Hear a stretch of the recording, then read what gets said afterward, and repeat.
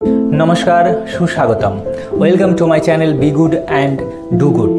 আপনারা যারা বাংলাদেশের শুভবুদ্ধি সম্পন্ন মানুষরা আছেন তারা হয়তো মনে করছেন যে ভারত বাংলাদেশে প্রধানমন্ত্রী শেখ হাসিনার পুনঃপ্রতিষ্ঠার জন্য কোনো পদক্ষেপ গ্রহণ করছে না। আপনারা হয়তো ভাবতে পারেন যে ভারত কেন কোনো পদক্ষেপ নিচ্ছে না, কিন্তু আপনারা জানেন ভারত যে কাজে হাত দেয় তাতে সফল হয়। আর এখানে হাসিনার প্রত্যাবর্তন নিশ্চিত, তবে সময় সাপেক্ষ, কারণ এর পিছনে আমেরিকা রয়েছে।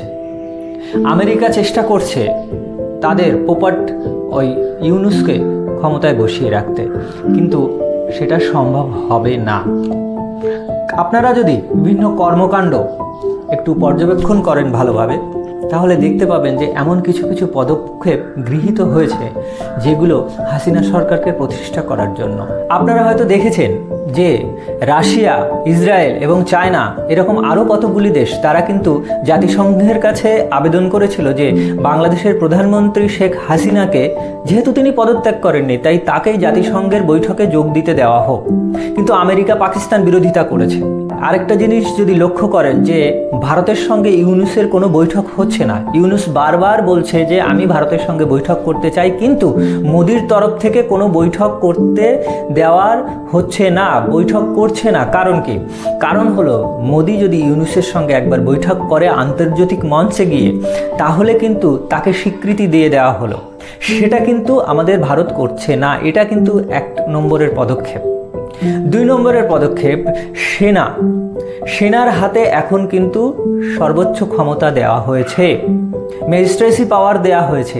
এই যে সেনাদের হাতে ক্ষমতা যে দেওয়া হয়েছে, এই যে সেনা প্রধান জেনারেল ওয়াকার, এই জেনারেল ওয়াকারকে যখন পদে বসানো হয়েছিল, সেনা প্রধানের পদে প্রধানমন্ত্রী শেখ হাসিনা বসিয়েছিলেন।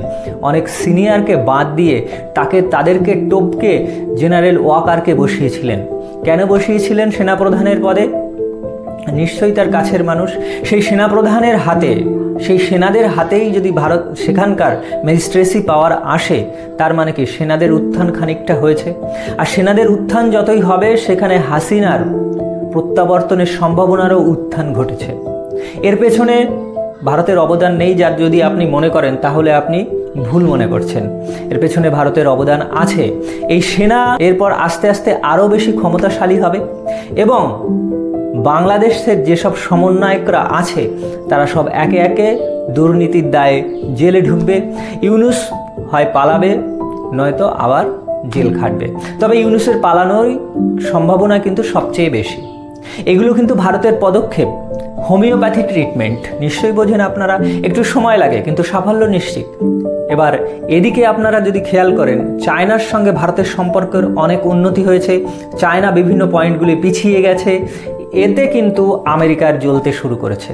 ভারতকে বাদ দিয়ে ভারতের বিরোধিতা করে যেমন বাংলাদেশে আমেরিকা প্রভুত্ব করতে পারবে না, ঠিক তেমনি ভারতের বিরোধিতা করে চায়নার বিরোধিতা করতে পারবে না আমেরিকা। চায়না এবং রাশিয়া এবং ভারত, এই 3 মহাশক্তি যদি একসাথে হয়ে যায়, তাহলে আমেরিকার আর কোনো গুরুত্ব থাকবে না। তাই তারা ভারতকে চটাবে না। কিছুদিন চলবে, আমেরিকা কিছুদিন এখানে আসবে। যখন দেখবে যে এখানে ভারতকে বাদ দিয়ে কিছু করা সম্ভব নয়, তখন তারা এমনি লেজ গুটিয়ে পালিয়ে চলে যাবে। তাদের যে পাপ, ইউনুসকে বসানো যে পাপ, তার জন্য $200 মিলিয়ন প্রায়শ্চিত্ত দিয়েছে। আরও হয়তো কিছু দেবে, কিন্তু আলটিমেটলি তারা পাবে লবডঙ্কা এবং ভারতের সঙ্গে সুসম্পর্ক বজায় রাখার জন্য তারা ফিরবে এবং আলটিমেটলি ভারতকে বলবে আপনারা যা করেন তাই করেন, আমরা আর এর মধ্যে নেই। আর তখন কি হবে আপনারাই জানেন। হাসিনা ফিরবে, হাসিনা আবার প্রধানমন্ত্রী হবে।